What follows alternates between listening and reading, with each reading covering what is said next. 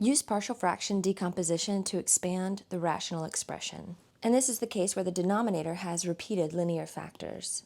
X plus 2 is clearly linear, and this is considered a linear factor that is repeated because it's raised to a power that's greater than 1. Let's take a quick look at the steps that we're going to follow. Our denominator is already factored, and the first two cases of partial fraction decomposition cover the situations when the denominator factors into linear factors.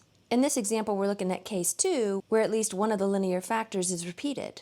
And what we're going to do is we're going to begin to expand this rational expression into the sum of several fractions added together, where each of those fractions has a constant in the top, and these are going to be our unknown quantities. And we're going to have a separate unique fraction for each factor.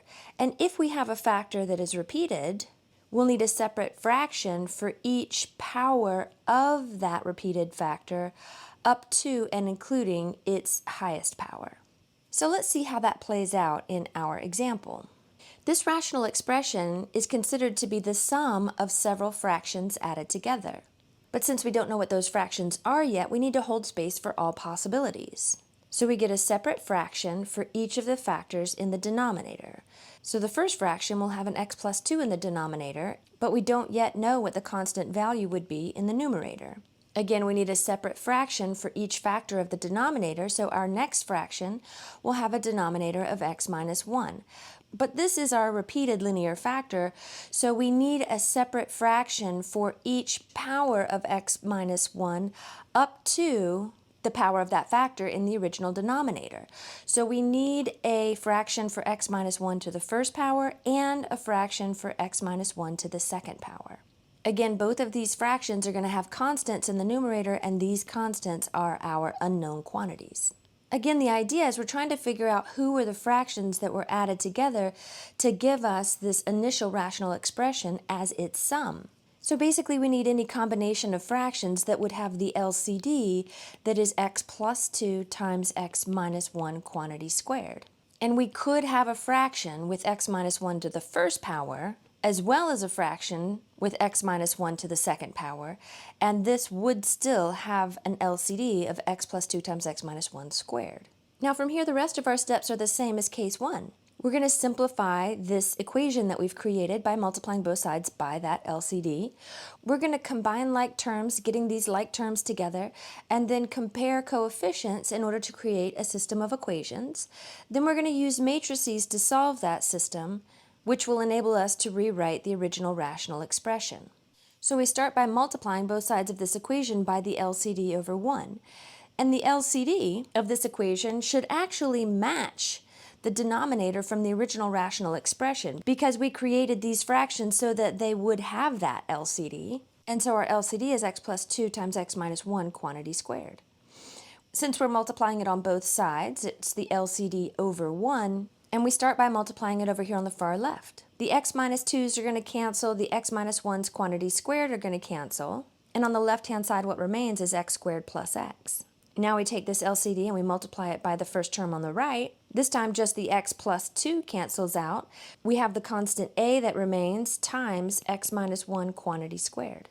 Now we multiply the LCD times the next term. This time only one of the x minus 1's cancel, and the constant b remains in the numerator multiplied by x plus 2 times the other x minus 1 that remains. And finally we multiply the LCD times the last term. This time both x minus 1's cancel out. We have the constant c that remains, and that's going to be multiplied by x plus 2.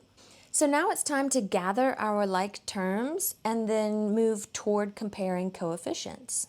In order to do that, we need to multiply out this right-hand side so that we can see those like terms and get them together. So we'll just copy down our left-hand side to keep that with us. I'm going to leave the a term out for a moment because order of operations says that exponents go before multiply. So we need to FOIL this out, which is going to be square the first, twice the product, square the second. Again, I'm going to leave b out for a moment and FOIL these binomials together. The first multiplication is x squared, outer is minus x, inner is plus 2x, and last is minus 2. And finally, out here, it's actually fine to go ahead and distribute that c into the parentheses. Nothing else needs to happen first. So we'll call this plus cx plus 2c. And now we'll follow suit by distributing the a into this parenthesis, the b into this parenthesis. Again, we want to copy paste the left-hand side. It's very important to keep that with us in every step. So distributing in the a first, we're going to have ax squared minus 2ax plus a. And now let's distribute in the b. We'll have bx squared. Let's combine these two terms to get positive x, and then multiply our b times positive x to get plus bx. So we did two steps in one there. And then b times negative 2 is negative 2b, and then we copy paste cx plus 2c. Now it's time to gather my x squared terms, the x terms, and the constant terms together, and we're referring to the constant terms as being any term that does not contain an x in it. And so these three terms here are considered to be our constant terms. Again, we copy paste the left-hand side, and we'll start by getting our x squared terms together. We have two x squared terms, so we'll just bring those together. And once we've gathered those, I like to cross these off as an indicator that those have been dealt with. Now, let's gather the x terms. Here's an x term, here's an x term, and here's an x term. We'll get those all together. So minus 2ax plus bx plus cx. And again, let's cross those off. What remains now are the terms that don't contain x's. We're considering those to be our constant terms. So let's get these together, plus 2a minus 2b plus 2c. And now my constant terms have been dealt with, and we can scan through the right-hand side to see that every term has been considered and nothing is left out. Remember, we're moving toward comparing coefficients. So in order to do that, we have to factor out the x squareds, the x's, and so forth, and that will enable us to see who is the coefficient on x squared, who is the coefficient on x.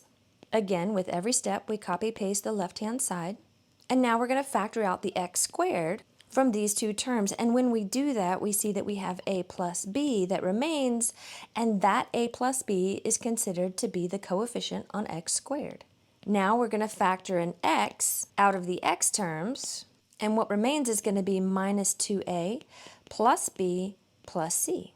And the terms that do not contain an x, remember we're considering these to be the constant term, we just copy paste these down. Now we're ready to compare these coefficients to create a system of equations entirely in terms of a, b, and c, which are our unknown quantities. So on the right-hand side, the coefficient on x squared is a plus b. On the left-hand side, the coefficient of x squared is positive 1. That tells us that a plus b must be equal to positive 1. The coefficients on x squared have to match from right to left. The coefficient on x has to match. So negative 2a plus b plus c is the coefficient on x on the right-hand side. The coefficient on x on the left-hand side is again positive 1, so negative 2a plus b plus c has to be equal to positive 1 as well. The constant term on the right-hand side has to match the constant term on the left-hand side, but since there is no constant on the left-hand side, we assume that the constant is equal to 0. So that means that minus 2a minus 2b plus 2c has to be equal to 0. So this is our system of equations in terms of a, b, and c. And now we create an augmented matrix out of this system, where the columns are the coefficients of a, b, and c, and the constant values are to the right of the equal sign. So our first row is going to be 1 is the coefficient on a, 1 is the coefficient on b, 0 is the coefficient on c, and 1 is the constant. And of course that came from this first equation. The second row comes from this second equation, so we're going to have negative 2 is the coefficient on a, 1 is the coefficient on b, 1 is the coefficient on c, and 1 is to the right of the equal sign. The third row comes from this third equation, so 2 is the coefficient on a, negative 2 is the coefficient on b, 2 is the coefficient on c, and 0 is to the right of the equal sign. Now we're going to plug this into our calculator to convert it into reduced row echelon form. So we're going to go to second matrix, over to the edit menu, and we're going to edit the matrix that's called A. So we hit enter here. This is a 3x4 matrix, so we have to tell the calculator to open up a 3x4 template. And then we put in our first row, which is 1, 1, 0, 1. The calculator wraps around to the second row, and we do -2, 1, 1, 1. The calculator wraps around to the third row and we put in 2, -2, 2, and 0. And it's hard to check our input from this screen, so we hit second quit and then hit second matrix in order to display the matrix that is stored in A. So from names, we just hit enter next to A. We hit enter again and it displays it in the home screen. And it does look like we've got our matrix input correctly. So now we're going to operate on this by hitting second matrix. Our operators are in the math menu, so I go to the right one. The RREF operator is toward the end of the list, so we go down and look for the double R, and so this is reduced row echelon form. We hit enter to select that function, and then now we say RREF of the matrix that's stored in the answer field because it's on the home screen of our calculator. We hit enter and this is our matrix in reduced row echelon form. We could leave it like this. I actually prefer to see these as fractions, so I'm going to select the math function and then run this matrix through the fraction operator, and I can do that by just hitting enter and then hit enter again on the home screen, and now we have these constants as fractions.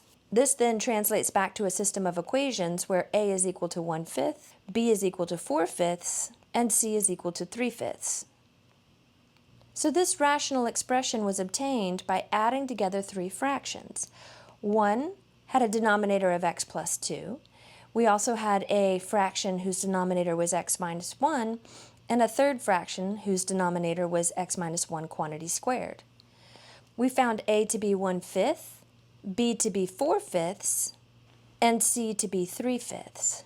So this is one possibility of expressing our answer, but because there are fractions within the fractions, these are considered to be complex fractions. So if needed, you could simplify each one of these individually by multiplying by the reciprocal of the denominator, which would ultimately yield 1/5 times x plus 2, plus 4/5 times x minus 1, plus 3/5 times x minus 1 quantity squared.